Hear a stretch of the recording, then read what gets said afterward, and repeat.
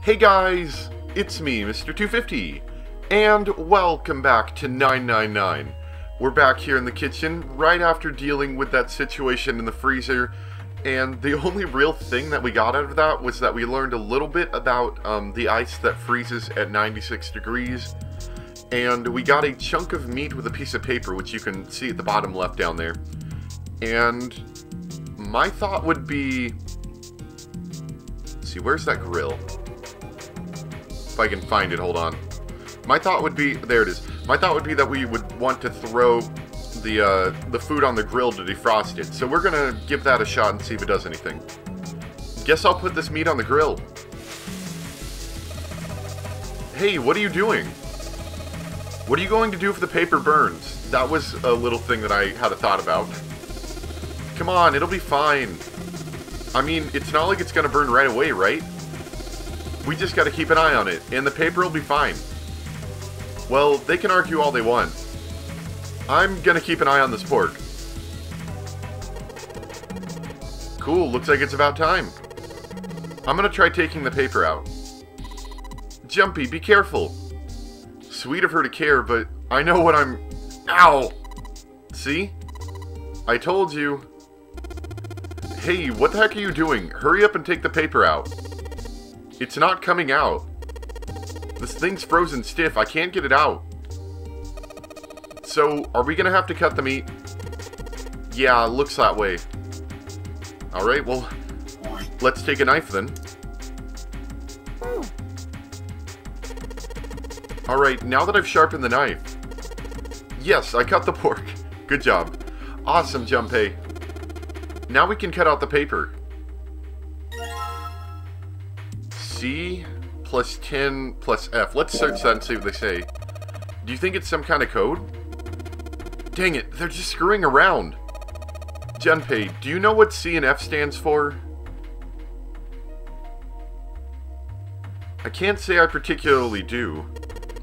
You think maybe it means corporate finance? I thought it was clever and funny. I guess not. Let's think about this. C plus 10 plus F.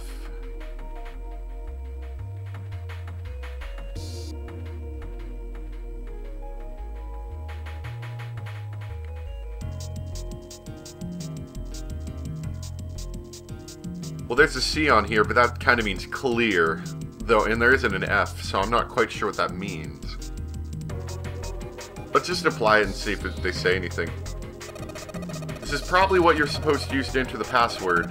Maybe if we put in the right number, it'll open the door. Junpei, maybe the note you found earlier. Yeah, I know. Do you know how to enter those numbers? I think E is for enter and C is for clearing.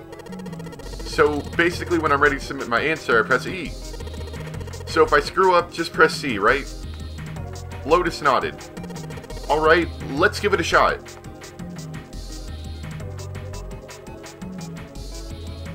The easiest way that I can think of this would be you could attempt to convert the letters into a number form. That's, you know, a very, very basic but common code making method. So like C would be 3 because A, B, C, 1, 2, 3. So let's start with 3 plus 10 and then F. So that would be 6. Let's see if that works. Oh. So it can only have 3 digits.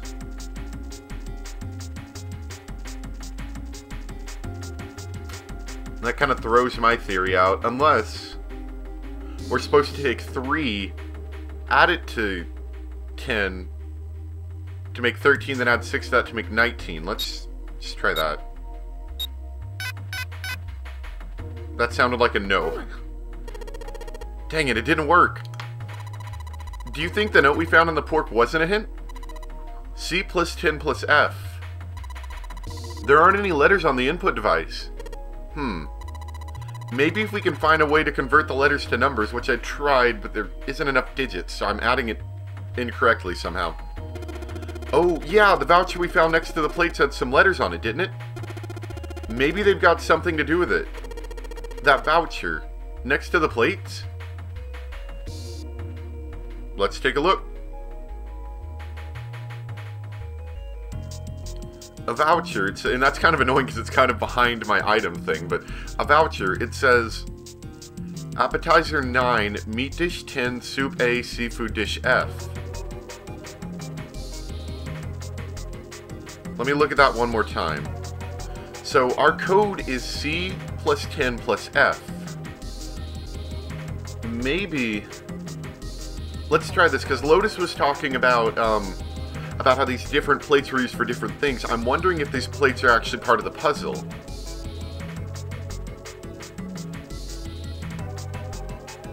Appetizer plates, there are 9 of them in total.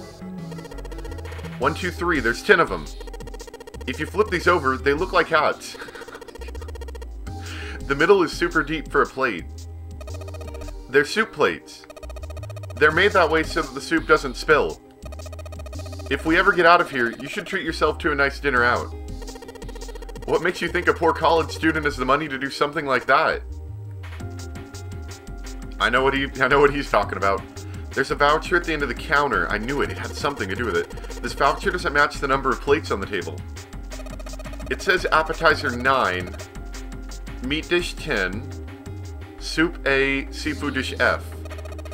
And the plates on the table are 9 appetizer, 16 meat, 10 soup, 5 seafood.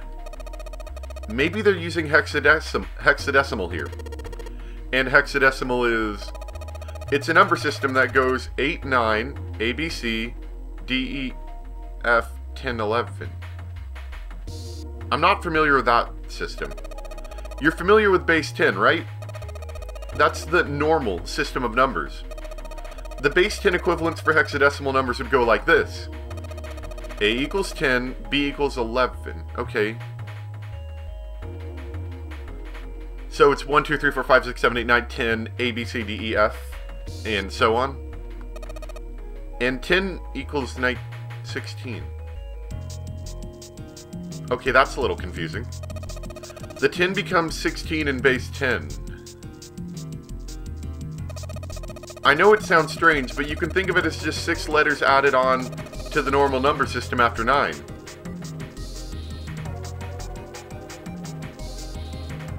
So wait, is it 1, 2, 3, 4, 5, 6, 7, 8, 9, A is 10, B is 11, C is 12, D is 13, E 14, F 15, 10 equals 16, 11 equals 17, and so on?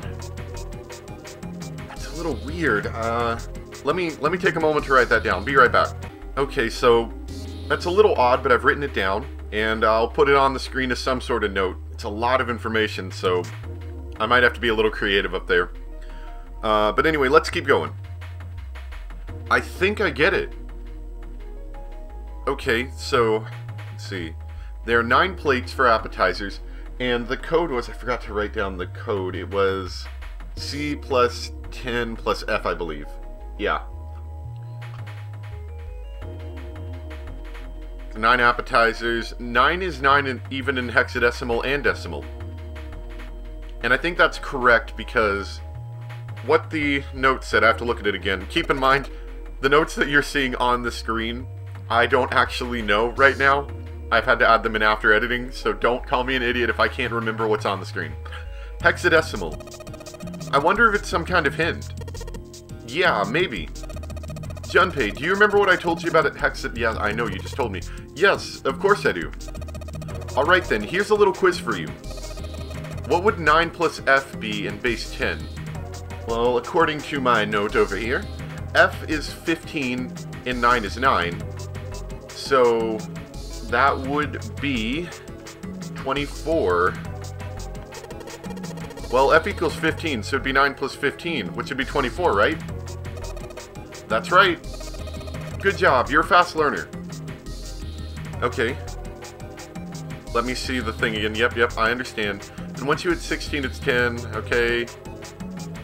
I understand how it works now. I just spent about a minute trying to learn it. That's how you count in hexadecimal.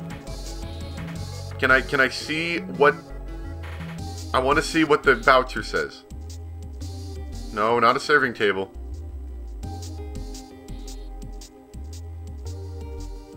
Is he not? Okay. Maybe I... Okay, fine. We'll just click on the plates now. Except for I failed at clicking on plates. There are 10 soup plates. 10 is A in the hexadecimal, or in hexadecimal. There are 15 of these seafood plates. It says F on the voucher. And that's also correct. There are 16 meat plates. 16 is written as 10 in hexadecimal. That is nuts. Well, I wish I could see the voucher. I don't have... I mean, I'll put it on the screen for you guys, because I'll be able to look back in the video, but me, as of recording time, I do not know what the voucher says, because it will not let me look at the voucher. Nope, I didn't mean to click the iron plate.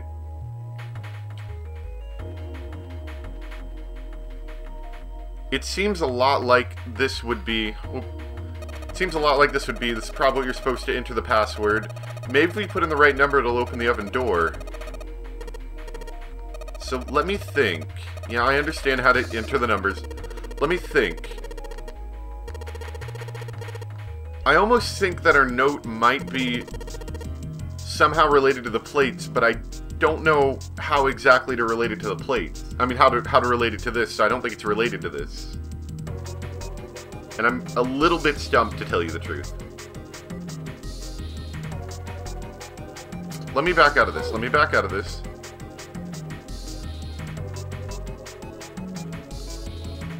So we've got the plates, and do we need to move them, maybe? Because I've got the note in my hand, and when I click on that, it tells me about the hexadecimal system. I click on the appetizer, they tell me about the appetizers. Got the soup. Do I need to find plates, maybe? Maybe I need to find plates. Or maybe I need... It almost seems like I need to move them. So the note's not important. Wait, there's plates in here. There's a couple of plates in the water. Can I pull them out? Okay, maybe not.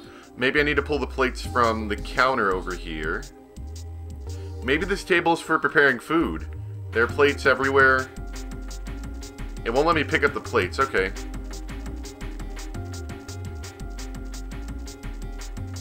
The only thing I could Can we go back in the freezer?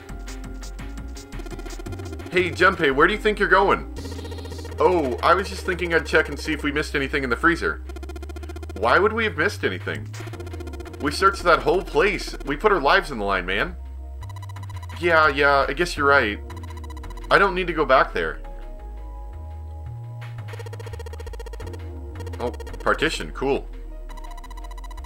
It's one of those swinging doors. You see them a lot in between kitchens and dining areas and restaurants. Without this door, you need to run all the way around the partition to get to the other side. That'd really be a pain in the butt, huh? Well, I guess it's not really important, but still, it could be the most important thing of all. I'm rather stumped, though. I could re-click everything. Hey, is that a boiler over there? Who knows? The pipe goes into the ceiling.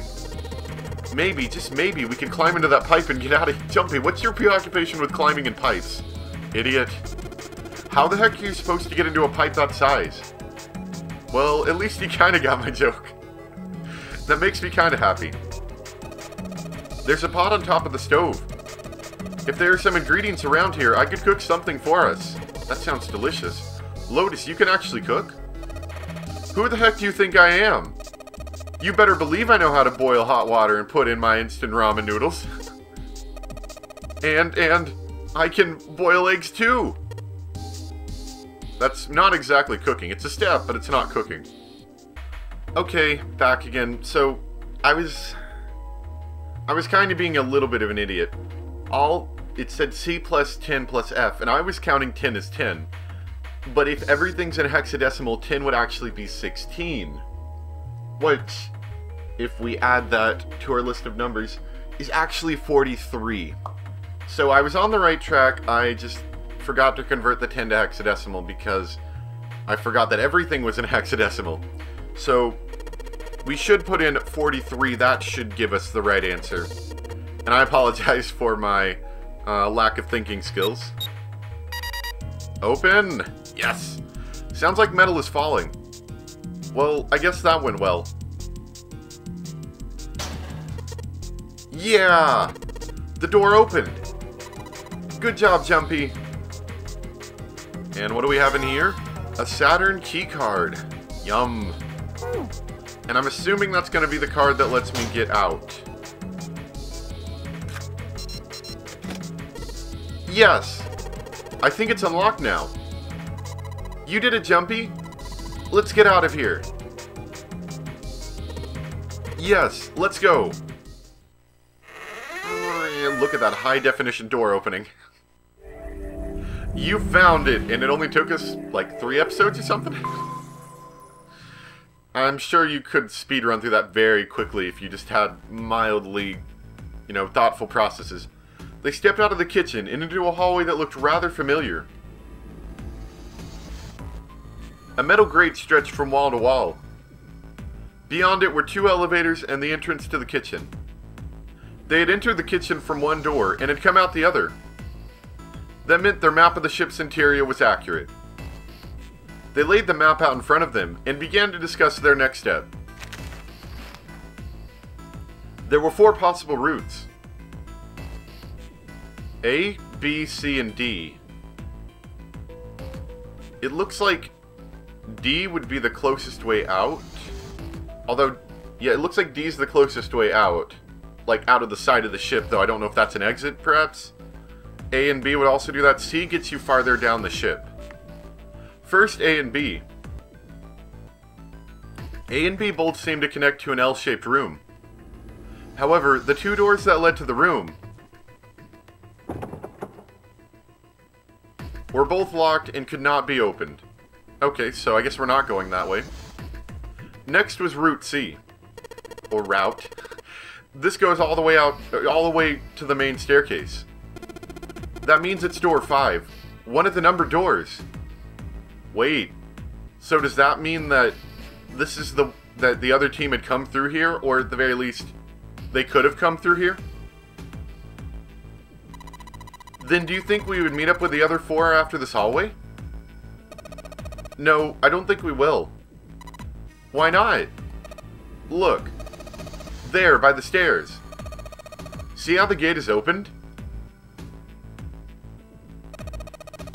When we went into the kitchen, it was closed. But it's open now. What do you think that means? That means they're probably up by entrance D. They opened it, most likely. Then, if we take Route C, we're going backwards. That would be pointless. Then that means that Route D is where we're going. All 4 looked at the map. They all looked at the staircase, its lazy curve leading down deeper into the ship. Route D then. Or Route. D it is. Yep, Route D. Then we're all set. They jogged down the stairs until they reached the sea deck. Just to be sure, they kept going to check the deck underneath. And it's full of water. Yeah, just like I thought. Deck D is totally underwater. Just like the bottom of the central staircase. The water gazed back at them, its smooth surface like a great mirror. As ominous as it was, Junpei took at least some comfort from the fact that the level hadn't gone up much since the last time he'd seen it. They turned back to sea deck. It didn't take them long to find the 2 elevators in front of the stairs. They looked identical to the elevators on the top floor, with one exception. These elevators had a card reader on the wall between them. On the card reader was a strange mark. June, would you like to tell us about the strange mark? Oh, hey look, it's Lotus's symbol. Huh? See, it's the woman symbol with a thorn on it. That seems like... that's how you get punched in the face. Ow, ow, ow! Lotus had taken hold of Junpei's hair. She began to shake him violently, and he thought he heard a low growl coming from her throat. Such violence. Junpei began to wonder if she was not the devil itself. With an uncomfortable smile, June spoke up. This is a Mercury symbol. The thorn symbolizes the wings on Hermes' staff. Herpes, whatever. If we can't get this thing to work, these elevators aren't going anywhere. In other words, we need a keycard with the Mercury symbol on it. Probably. I like how everyone just brushed off the fact that Junpei's a jerk and that Lotus just like violently shook him by his hair. Strong woman she's gotta be. They gave up on the elevator and returned to the stairs. A hallway stretched out to the left. A great many doors lined both sides of the hallway. They weren't sure how many, but certainly enough to be discouraging.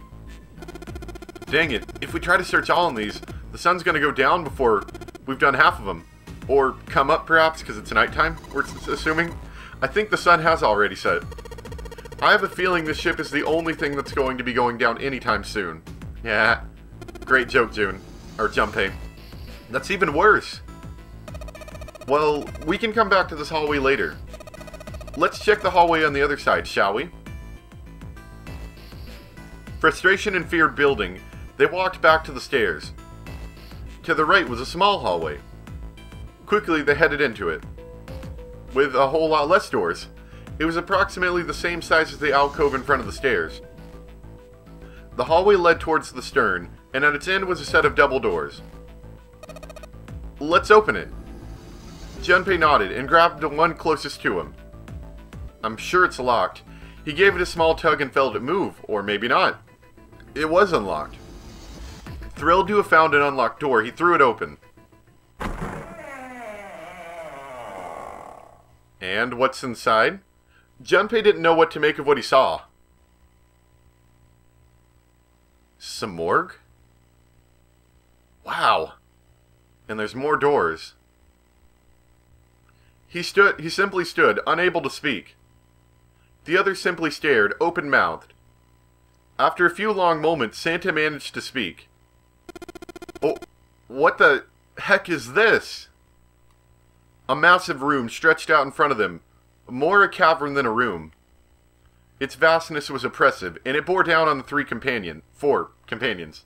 This looks kind of like a dining room, actually, that's been repurposed to have metal beds everywhere. It was not empty, however. The entire room was filled with lines upon lines of beds. They were simple things, little more than pipe and thin mattresses. Is this a hospital? He had at last been able to put a name to the harsh scent that pervaded the room. The room swam with the harsh, biting smell of antiseptic. In the center of the room were shelves stacked with medicine, and a number of medical devices in the function of which Junpei didn't know. So maybe our little escape here, or our little, our being trapped in here is actually more than it seems. Because this is certainly quite suspicious. More importantly, however, on the back wall of the room were 4 doors. 3 of them were emblazoned with large single-digit numbers made with thick red paint. The door on the left was labeled 3. The second door from the left had no number, but the third had been given a 7. And the rightmost door had an 8. There could be no doubt they were numbered doors. It did strike Junpei as strange, however, that the door between 3 and 7 should be blank. What, he wondered, could it mean? Oh, let's take a look at the doors. Yes, that sounds like a good plan. Junpei headed towards the doors, weaving his way between the beds. He started with door 3 on the left, and moved to the right until he reached door 8. So I bet they're all locked.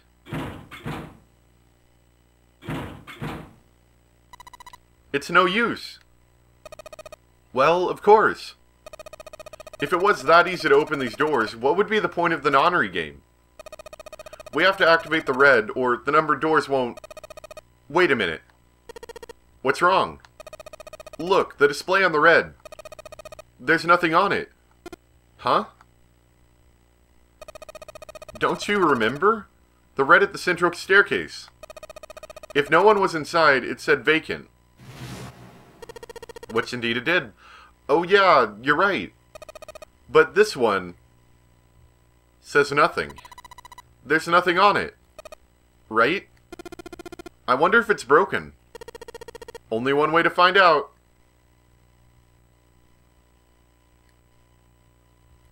No beep beep. It didn't respond.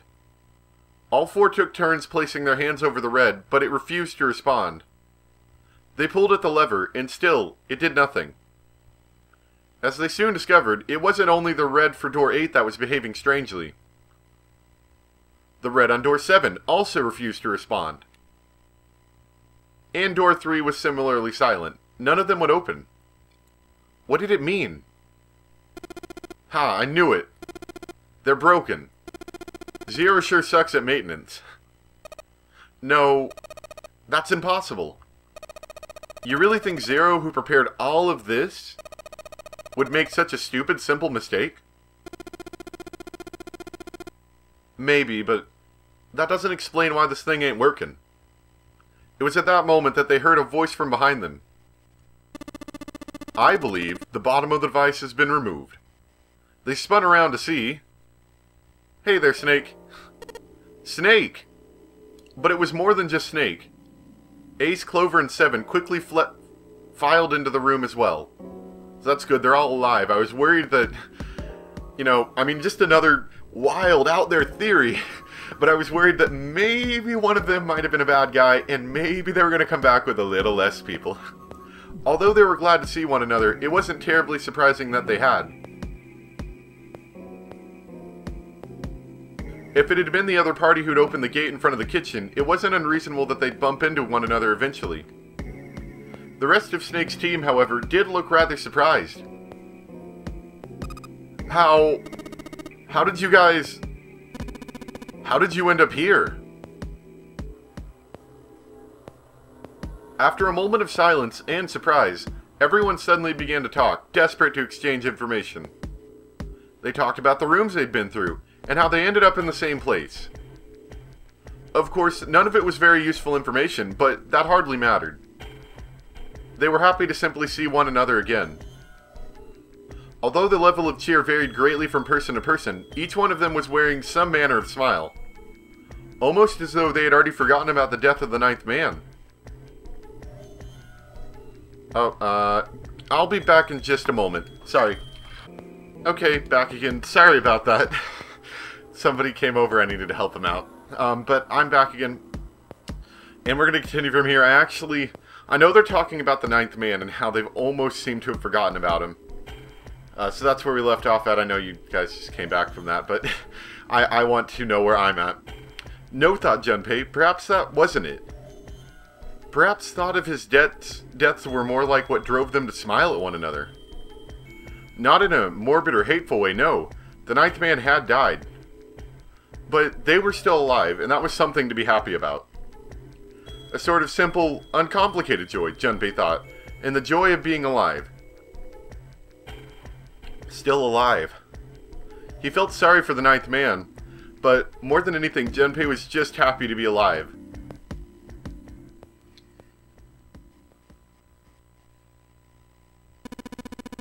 There you have it, our half of the story. His part finished, Ace fell silent. For a moment, Junpei was silent in thought. Then he spoke. Okay, let me see if I've got this all straight. When you guys got here, the bases for the reds were already gone. And you looked all over this room, but you couldn't find anything. So you figured that there might be something in the hallway with all the doors. So you went and had a look? Yeah. And while you were looking around, you heard voices. Uh-huh. So you followed the voices and came back here. Indeed.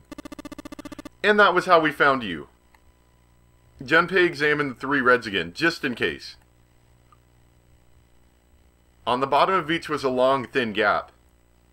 It looked like a slot for something. Probably something electronic. Well, this isn't good. If the red is inactive, we can't keep going. Well, what about that hallway over there? Isn't there anywhere else we can go? No, there isn't. There are plenty more hospital rooms, but nothing else. Hospital rooms? That's what's behind all those doors? Yes. There are a number of individual rooms, in addition to this large one. There was a door at the end of the hallway, but it was locked. There was an astrological symbol engraved near the keyhole, however. I was able to get a good, feel of it. I believe it was the symbol of Jupiter. Not again. Those things are everywhere. I wonder what they all mean. For a moment, everyone was silent, deep in thought. While we're asking what things mean, what's the deal with this room? I mean, I thought this was a cruise ship, but I can't imagine a cruise ship would have a hospital like this. Of all people, it was Seven who answered, and with calm confidence. Well, I figure it's probably a hospital ship. Chances are, it's the Gigantic. The Gigantic? Junpei looked confused. So did everyone else. What is this Gigantic? Seven knit his brows for a moment, and then began to explain. The Gigantic. He explained that she had been a sister ship to the Titanic, built in the early 20th century. The Titanic had two sister ships, who were identical to one another in nearly every aspect. The Gigantic was said to be one of them. She was initially intended to be a passenger liner, like the Titanic, but soon after the ship was launched, the First World War began, and she was pressed into duty by the British Navy as a hospital ship. Sometime later, the Gigantic was damaged by a German mine in the Aegean Sea. She managed to turn aground after the incident, and consequently was not sunk. What then happened to the Gigantic after her fateful encounter in the Aegean Sea? One theory ran that a man named Lord Gordon that sounds like Gordon Freeman. Lord Gordon purchased her. Or Gordain, possibly. Lord Gordain, it seemed, had been one of the few survivors of the Titanic tragedy, and that trauma had turned him into an obsessive collector of all things related to the Titanic. As his obsession deepened, he began to desire the Titanic itself. That, of course, was impossible. The Titanic lay at the bottom of the Atlantic Ocean. The Gigantic, however, had not suffered such a dire fate, and as she was identical to her sister ship, she caught the Lord Gordain's eye. So, you're saying that this Lord Gordain bought the ship? Yeah. At least I think I am. That's impossible. No way we're in some boat that's almost 100 years old. Pipe down, just pay attention. What? That's it? Well, have you got any proof? Proof? Proof that this ship really is the Gigantic. Well, the ship's got stuff that's like the Titanic, and a hospital ship. So I just figured... Oh, for goodness, don't tell me that's your only reason. No, I've got more. Like... Well, I mean... Seven looked around desperately, doing anything to avoid meeting Lotus's piercing stare. He scratched his head for a moment, then gave up. Finally, he opened his mouth. I don't know. Lotus sighed and shook her head. I guess your memory isn't back yet, is it? Yeah, sorry about that. Hey, wait a minute. Memory isn't back? Junpei was, he felt, legitimately shocked by what seemed to be a new and very important information. Everyone else, however, seemed unimpressed. In fact, they all looked at Junpei as though he himself had said something very strange. He decided to revise his attitude for the next question. Wait, was I the only one that didn't know? Everyone nodded. Why? Oh, yeah, I guess I didn't tell you, huh? I told the rest of them before we ran into you on the stairs. I told him I couldn't remember a dang thing before I woke up. What? Then, almost as if to save Junpei from further embarrassment, the bell rings. A bell began to ring from far away. It sounded as though it was the clock at the main stairway. Junpei counted each chime carefully. 10. 11. 12. It's midnight. Then we've still got 6 hours left, right? We don't have any time to screw around. Let's get going. We gotta find the missing part for the Reds. What do you mean, find? How on earth do you propose we do that? We've looked everywhere in this room. That only leaves one place to look. One? Well, I guess that's not really right. Wait! Don't tell me you mean we need to search all of the other rooms. Don't freak out. We already searched 4 of them. 4 rooms. We just have to split up the rest between the 8 of us. If each person does 6 rooms, that'll be 48 rooms, right? So there are 48 rooms left? Her earlier experiences had apparently not encouraged Lotus to trust Seven. Seven scratched his head awkwardly. I don't know. After a little more discussion, they split up and headed towards the rooms to begin searching them. Junpei was chosen to search the rooms on the starboard side, moving from fore to aft. They also determined that they would return to report their findings the next time the clock sounded the time, so they've got an hour. When it did, they would meet back in the large central room full of beds. If during their search any one of them were to locate the missing components, they were to yell for the others. If the strategy failed, they'd return to discuss their options later. The details decided, they left to begin searching. Out of the hallway they went, each with their rooms they'd been assigned to. However, what happened? Uh-oh, did they not find anything? From far away, Junpei heard the bell ringing. It did so only once. It was 1 a.m.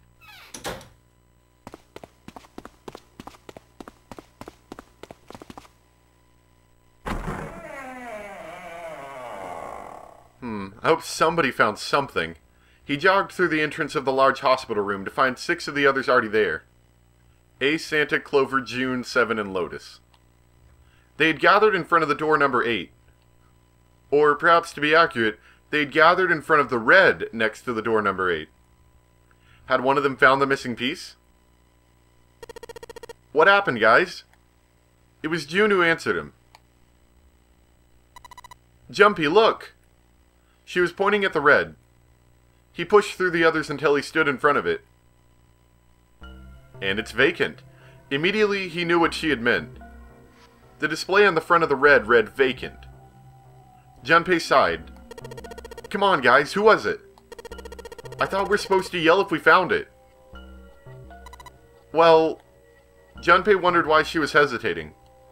The others looked as confused as June, but kept their mouths shut. What the heck? What is up with you guys? They all knew something he didn't, and Junpei wasn't about to leave things that way. Finally, Lotus frowned and spoke. Well, that's the thing. We don't know. You don't know? When I got back, it was already like this. There was no one else here. That means I was the first one back, but the missing parts were already back in the red. Junpei looked at the bottom of the red, again, just to make sure. The slot had been open on the bottom, was now covered with metal.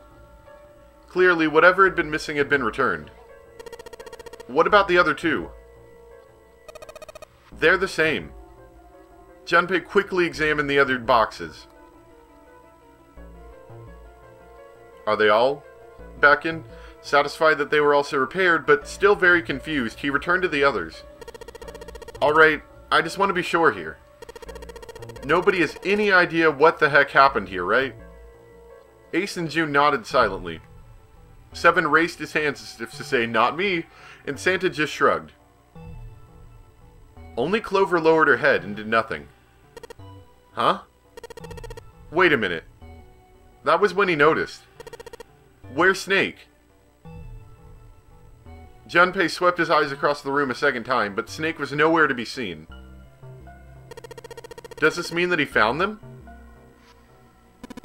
I've no idea. There's nothing to suggest it, but nothing to suggest he didn't either. I don't suppose we'll know until we can ask him in person. Well, whatever he did or didn't do, he's pretty darn late. What in the heck is he up to? Maybe he's lost. Yeah, well, that seems likely. Dude can't see. I don't know how he gets around in the first place. Clover raised her head. No, that's impossible. Suddenly, she was shouting. Yeah, my brother's blind, but he's got really great hearing. He can get around as well as anyone who can see. So he couldn't get lost. That's impossible. Clover had started to shake, and the knuckles of her hands had gone white. She spun around, but before she did, Junpei noticed tears welling up in her eyes. I'm gonna go look for him. The words were barely out of her mouth when she began to run. Hey! Hold on, Clover, wait! Junpei cried out to her, but it was too slow. She kept going, and before anyone else could react, she was gone. Dang it. What should we do now? Well, the red is working now. No, we're not leaving two people behind. We should go look for them. Oh man, this ain't good. Oh yes, what an excellent idea. We just wasted a bunch of time looking for some pieces of electronic junk. Now let's waste some more by looking for a couple of idiots. Then remain here if you feel you must, but there's no time. We've only 5 hours left. Junpei and the others nodded to one another and took off at a run. And I think, because we are over time, I think I'm going to stop here.